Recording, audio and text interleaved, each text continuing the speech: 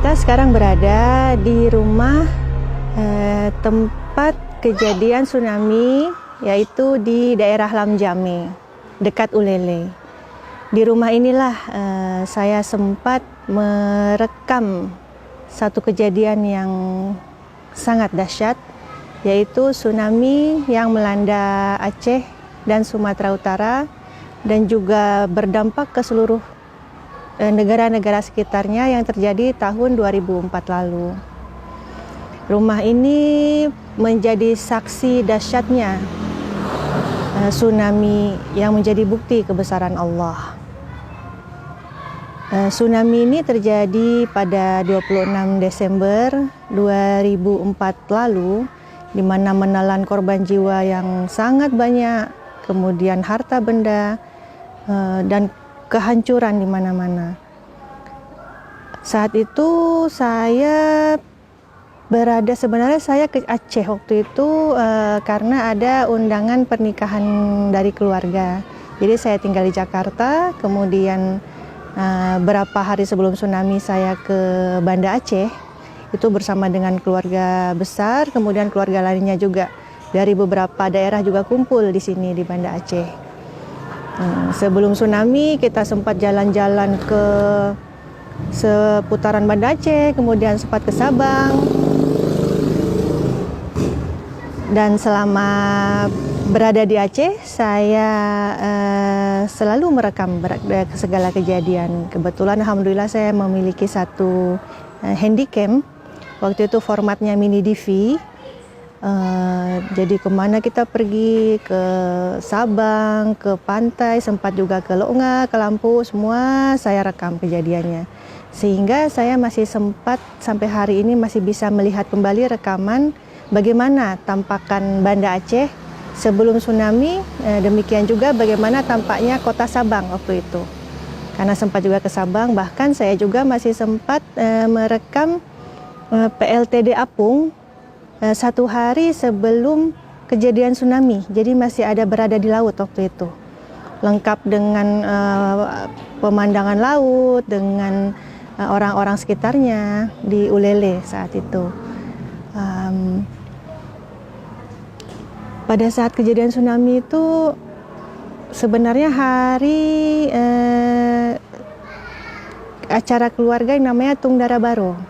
Jadi kita hari itu memang sudah bersiap-siap untuk mengantar Dara Baro, sepupu kita, ke daerah Lampulo waktu itu. Jadi acara berada di daerah Lampulo. Pas pagi itu sekitar jam 8, kita lagi siap-siap sudah berkumpul mau berangkat, sebelumnya mau sarapan dulu, kemudian terjadilah gempa. Lari ke situ, lari keluar ke sini.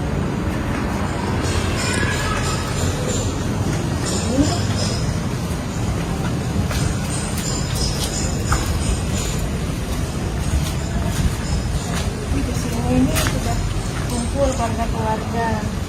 Saudara yang masih belum sempat turun karena mungkin masih istirahat kan, jadi sambil panggil-panggil akhirnya saya keluar lagi. Itu di lantai sudah penuh pecahan keramik, guci-guci, pajangan-pajangan sudah berjatuhan semua. Jadi kita lari tuh menginjak-injak kaca-kaca keramik-keramik itulah kita lewatin. Kemudian sampai ke bawah, sudah ambil kamera ini, mulai di bawah sudah mulai saya langsung on kameranya. Saya sempat ambil gambar dari arah ini. Dari sini saya ambil gambar. Ada saya rekam ke atas, kemudian mengarah ke sana, ke tempat saudara-saudara berdiri. Sambil saya syuting itu memang sambil gempa, makanya terlihat goyang-goyang. Di situ ada pot bunga goyang-goyang kalau dibandingkan dengan keras, pelan lagi, keras, pelan lagi. Di tengah-tengah itu tiba-tiba sayup-sayup dari ujung sana, ujung arah sini, ini dari arah pantai sebelah sana itu, kedengaran suara sayup-sayup seperti suara deruan mobil truk besar. Pelan-pelan, pelan-pelan, lama-lama suaranya makin kencang. Kemudian semua jadi bertanya-tanya, ini ada apa, suara apa ini? Tiba-tiba daerah sana itu orang berlarian ke sini. Ramai sekali orang berbondong-bondong yang dengan baju pagi-pagi apa adanya, sambil mereka berteriak katanya air naik katanya. Nah, kemudian kita berpikir air naik apa? Tiba-tiba berlarianlah orang dari arah sana sambil teriak air naik. Sambil berlarian itu suara yang sayup-sayup seperti deruan mobil truk itu tiba-tiba suaranya mau besar sekali, seakan-akan seperti ada pesawat mau mendarat di sini gitu. Seperti suara deruan pesawat yang kita itu seperti berada di depan pesawat. Jadi besar sekali suaranya. Dengar suaranya saja orang-orang itu kaget, shock jadi patung. Akhirnya sambil berlarian orang-orang, sambil suara besar, sambil kebingungan ini apa yang terjadi. Nah, abi saya teriak, naik ke atas gitu. Karena kita punya pengalaman kalau di Papua kalau sudah ada gempa yang besar, kita segera cari tempat yang tinggi, lari ke atas. Tapi pada saat lari ini tidak semua sempat naik ke atas karena kebingungan kalau misalnya naik ke atas rumah ini ditakutkan rumahnya roboh, sedangkan kalau tidak naik mau lari pun lari kemana, karena ini memang kejadiannya di tengah gempa. Jadi sambil bergoyang-goyang sambil mau lari, sambil suara yang besar, sambil penuh kepanikan, jadi berpikir dengan waktu yang sangat cepat. Oke, dari sini saya sambil waktu itu pas mau naik saya sudah on and off ya, kameranya sudah off, kemudian lari ke sini ke atas. Keluarga sudah duluan naik semua. Ini semua Lati, semua Abi, semua sudah naik, saudara-saudara sudah naik, termasuk juga beberapa tetangga naik. Saya di sini saya pastikan semua orang sudah naik dulu, jadi saya paling terakhir naik. Waktu saya lagi di sini, saya lihat di sini ada anak-anak kecil yang mereka itu seperti terdiam, terpaku, seperti tidak tahu, kebingungan, seperti hilang kesadaran gitu. Tapi mereka seperti bingung mau apa. Akhirnya saya ambil anak-anak itu, sekitar ada tiga orang anak. Saya ambil kanan kiri gitu, saya gendong, langsung saya bawa naik ke tangga. Setelah ditaruh, saya letakkan anak-anak taruh di atas, saya turun lagi ke sini. Saya berdiri di sini, saya tanya, masih ada orang. Terus saya keluar. Umi saya sudah panggil, tapi panggil nama Putri gitu. Saya pikir kenapa? Rupanya orang yang di atas itu sudah melihat air dari jauh. Saya di sini bawah tidak kelihatan, jadi waktu saya cari orang masih normal, saya tanya-tanya. Pas saya di sini di ujung atap tetangga kelihatan sebenarnya rumah ini kan pada penduduk, jadi kita kalau air dari jauh itu tidak mungkin kelihatan, jadi air itu baru terlihat setelah berada di atas atap rumah tetangga.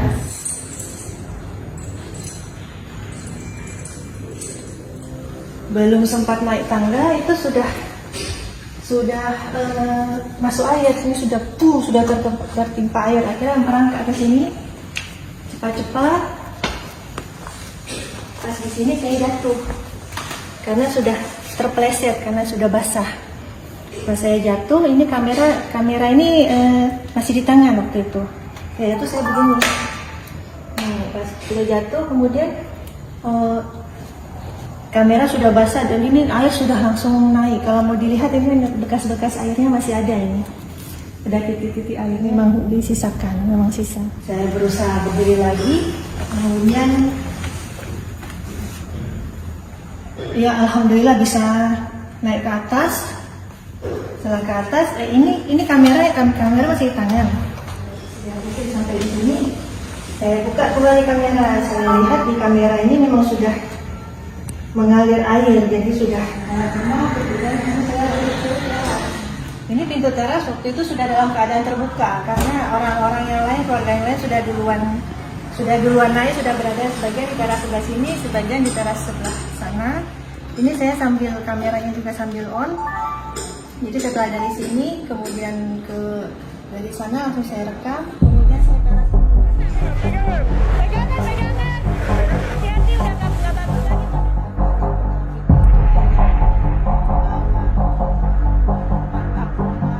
Dari sini saya tarik ke sana.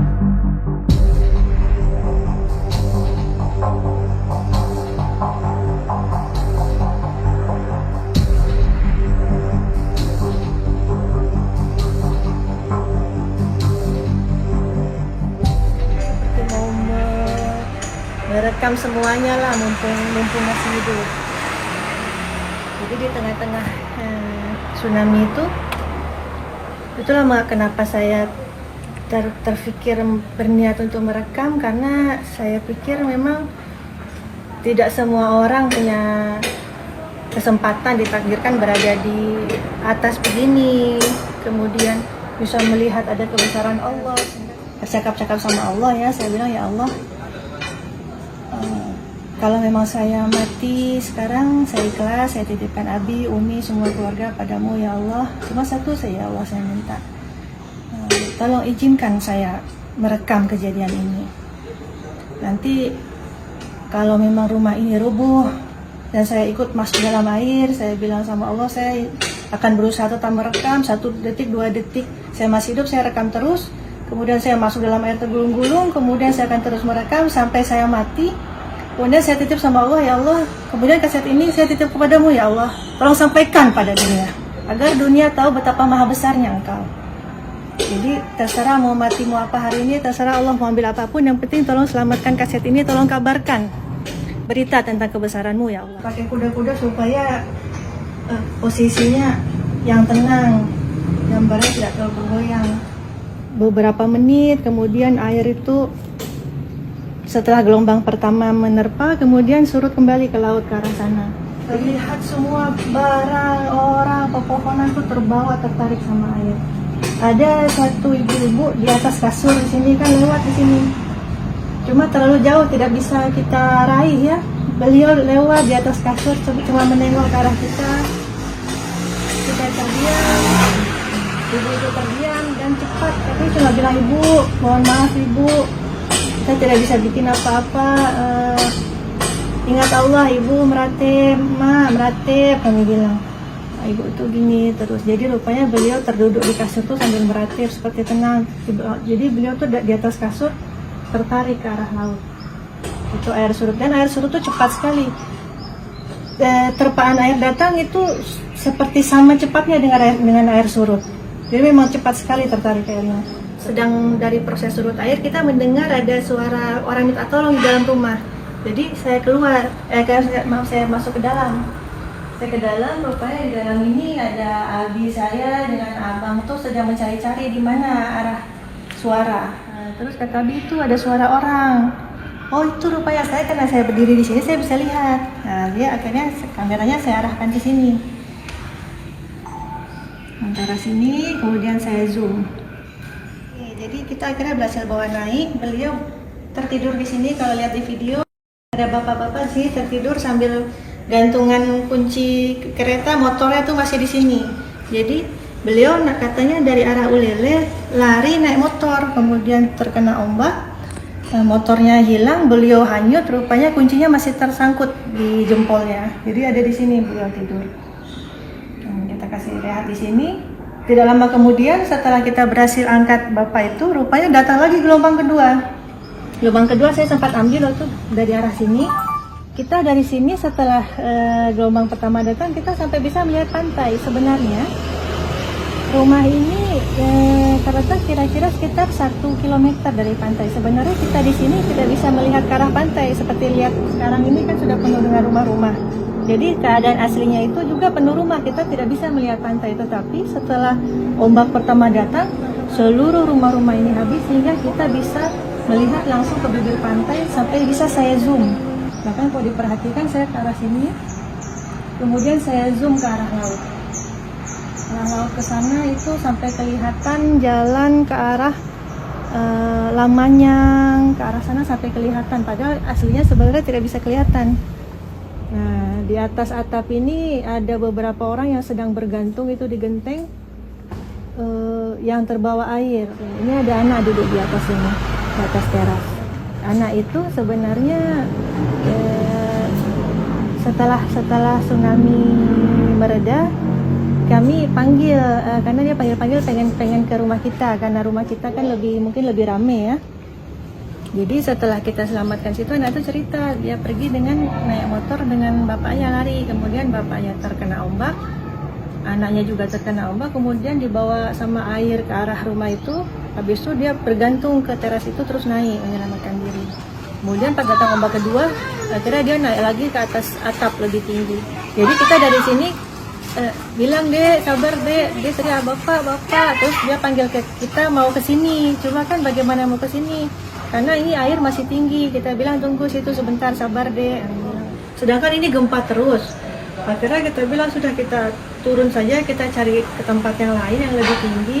Akhirnya kita keluar dari daerah ini. Jadi keluar dari daerah Ramjame ini, jalan kaki ke arah Simpang Dodi. Itu ke arah Simpang Dodi pun berjam jalannya karena saking banyak sekali puing-puing. Jadi kita berjalan itu di atas puing-puing dan potongan-potongan tubuh manusia.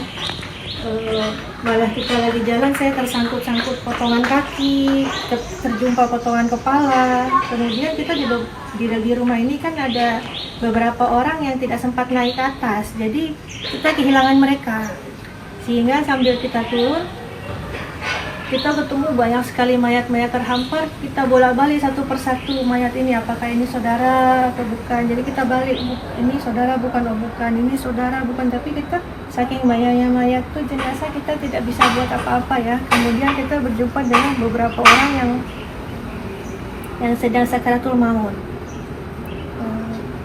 Sangat kehausan, katanya minum. Sedangkan kita sendiri tidak ada apa yang bisa dikasih. Jadi kita doakan, kita tutup sedikit dengan apa-apa yang bisa kita tutup, jangan terlalu terjemur kepanasan. Jadi kalau pengalaman melihat setelah tsunami itu segala macam di depan mata, yang jenazah bertaburan, yang bahkan binatang-binatang juga ada, anjing yang lemas di sini. Kemudian bahkan kita ketemu buaya putih juga ada. Buaya putih ada di atas rumah ini, di atas rumah tetangga. Dan memang saat itu tidak banyak bisa kita tolong, paling kita cuma bisa berdoa, kita ingatkan yang sudah lagi sakaratul maut itu kita tuntun semana bisa. Nah, di Simpang Dodi itu sudah berkumpul banyak orang-orang yang katanya mencari keluarganya yang rumahnya di arah sini. Kita bilang nggak bisa tembus ke sana, kan ada yang pakai mobil, nggak bisa tembus ke sana. Akhirnya saya waktu itu jumpa sama satu halati yang ada keluarga yang bawa mobil mencari keluarganya sini. Akhirnya saya titip halati-halati yang lain yang di rumah ini, Umi semua titip di mobil itu, tolong bawa ke rumah Jida di rumah yang agak ke tengah kota.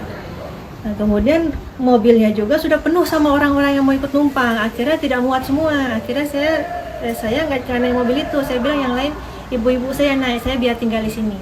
Kita cari jalan sendiri bagaimana. Akhirnya mobilnya pergi ke arah pulang ke rumah Jida.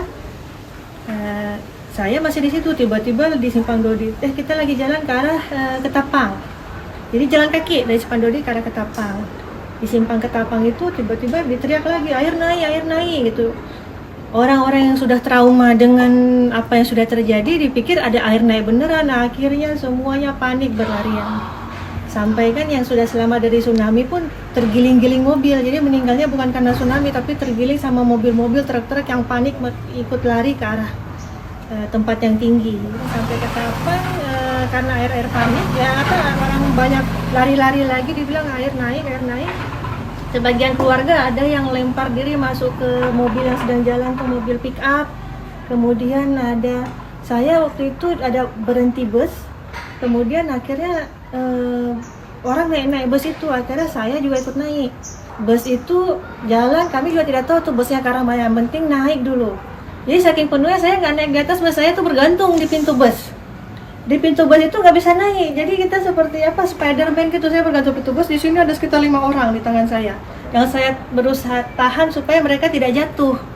Jadi saya ini bergantung di sekitar 1 kilometer, saya bergantung di pintu bus dan berusaha kasih masuk orang, karena orang yang di pintu bergantung juga, yang di depan saya ini tidak bisa masuk saking penuhnya. Akhirnya saya dorong ke dalam gitu, akhirnya bisa masuk. Akhirnya saya masuk ke dalam pintu bus. Akhirnya jalan ikut bus, rupanya bus itu mungkin ke arah Medan ya. Akhirnya kita ke arah Janto, langsung akhirnya ke Sare. Turun di Sare karena sudah gelap di situ. Di Sare kan ada SPN ya, sekolah polisi. Nah, kita turun di situ. Rupanya di situ pun orang tidak tahu apa yang terjadi di Banda Aceh. Besoknya itu pengalamannya luar biasa ya, naik turun dulu lah. Hari kedua saudara-saudara datang mau mengambil barang-barang. Kita kan sini ada barang berharga, Kemudian Walid kan ada senjata.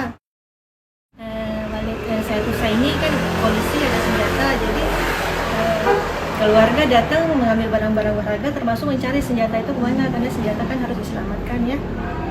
Jadi senjatanya alhamdulillah ketemu, kemudian kita bawa dompet atau barang-barang apa yang masih bisa selamat, kita bawa kembali. Jadi pada saat hari kedua datang ke sini itu airnya masih sama persis seperti waktu kita turun hari itu.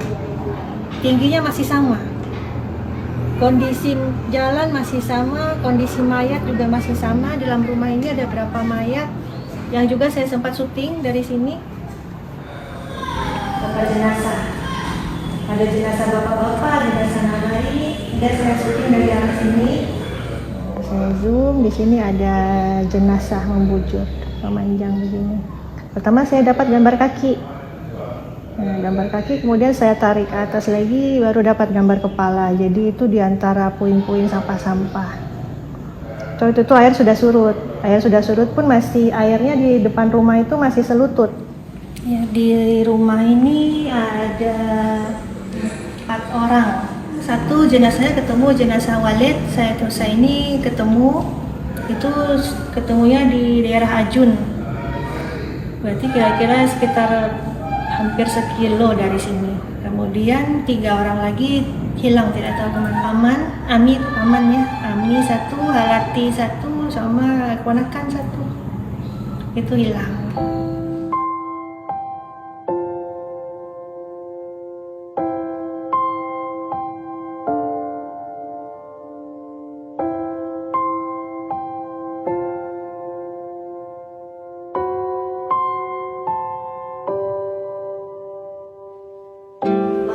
Habis tsunami, rumah ini kan kosong, kita di tempat pengungsian. Rupanya banyak sekali orang dari seluruh dunia yang datang ke rumah ini untuk menyampaikan simpati karena mereka melihat video yang saya rekam waktu itu. Karena video rekaman saya alhamdulillah bisa tersiar sampai ke seluruh dunia. Detik itu juga, hari itu saya serahkan, hari itu juga langsung tersiar ke seluruh dunia. Jadi orang di seluruh dunia datang ke Aceh untuk memberikan bantuan, kemudian mereka datang mau mengucapkan simpati, tapi kita tidak ada di rumah ini, jadi mereka menuliskan di sini pesan-pesan. Dari seluruh dunia datang, ada yang dari UK, kemudian ini Islamic Relief. Dari Islamic Relief ini salah satu NGO yang datang ke Indonesia waktu itu, ke Aceh waktu itu. Kemudian ada dari Papua, dari Jakarta, di Kalibata, ada dari Tim Care Internasional. Ini tulisan pertama yang ada di tembok ini, tanggal 3 Maret 2005. Ini tulisan pertama yang ada. Ini dari Yaman, ada yang dari Yaman, dari Malaysia, banyak dari mana-mana, dari pesantren-pesantren. Jadi ini kebanyakannya relawan-relawan atau lembaga-lembaga yang datang untuk memberi bantuan kepada Aceh, dan mereka memberi simpati kepada keluarga kita, memberikan semangat untuk terus berjuang melanjutkan hidup. Jadi kita sangat berterima kasih kepada seluruh masyarakat, seluruh saudara-saudara kami dari seluruh Nusantara, bahkan dari dunia internasional yang datang ke sini menyampaikan simpati dan meninggalkan kenang-kenangan di tembok ini. Alhamdulillah sampai sekarang masih kami selamatkan. Kalau memang ada yang berkesempatan ke Aceh lagi untuk singgah, insya Allah masih bisa melihat kembali tulisan-tulisan yang pernah ditulis di sini.